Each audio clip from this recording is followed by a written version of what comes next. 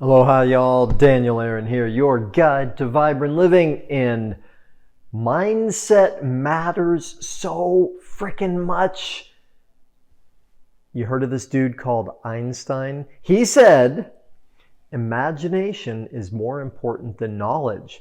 And when I was a young hippie kid driving my car with 40 bumper stickers on the back going to Grateful Dead concerts, I thought, yeah, he's talking about dropping out of the system and all the standard ways of doing things and being creative and think differently. And yes, perhaps. And here I am now, an older hippie kid who's also been an entrepreneur for his whole life.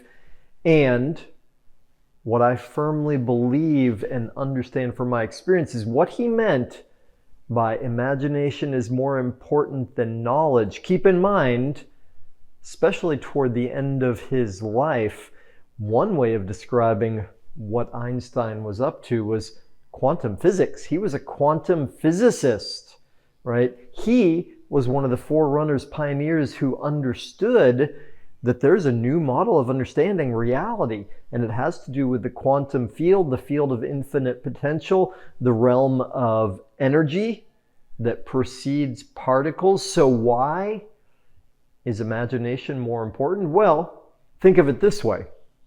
Everything that we see around us, right? The lights, the cabinet, the sofa, the arm, the silly beard, all of that comes from where? Where does it come from? Right? Everything that is in our world, and let's be honest, more importantly, everything that's in our life, everything we feel, what we experience on a daily basis, all of that comes from our imagination. It is an awesome and awful prospect to understand, because what it means is, and this isn't news, and it's still worth looking at again and again and again. I've been studying this for 180 years, maybe not. Quantum physics, 10 years, deeply immersed in it, from the yoga sciences and the world of visualization, 20 years before that, and I'm still learning to apply this knowledge of imagination. Because look, upstream is what causes everything downstream. Simple enough, makes sense?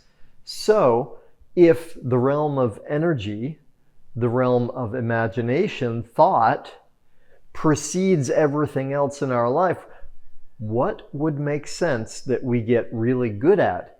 Imagination. And here's the thing. We live in a world where we are bombarded all the time by information, knowledge, by other people's agenda, by stuff, just put it that way. You know, not even necessarily good or bad. Their agenda might be wonderful, it might be selfish, who knows? The point is, that's reactionary.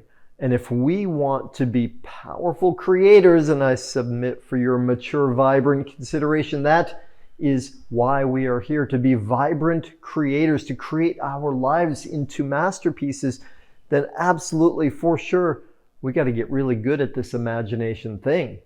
That's why, right, the practice of yoga can be so powerful, because it develops the power of concentration, ekagrata, single-pointed focus, the ability to stay with our imagination, right? So, imagination, like the more real we make it, the more specific we make it for what we want. We can get into talking about the distinctions of how to visualize and specifics versus general, and how to work with the universe another time. And we have, you can check some of the past videos for that. And the key point is developing this power of imagination, going into the inward, what I call the creative dynamic inward process, stepping out from the outer world of senses, going into the realm of imagination first, making it real, and then, okay, can't resist. A little bonus to it is feeling, like emotional rehearsal, feeling that imagination, making it real. Emotional rehearsal makes it so powerful. And according to the law. It is the law, inevitable that it becomes reality, that it becomes physical reality.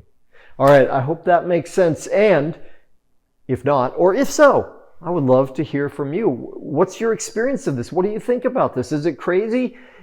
Can you make an argument for materialism or soul materialism that would shut me up? Well, we'll see. Anyway, thanks so much for tuning in, y'all. Aloha.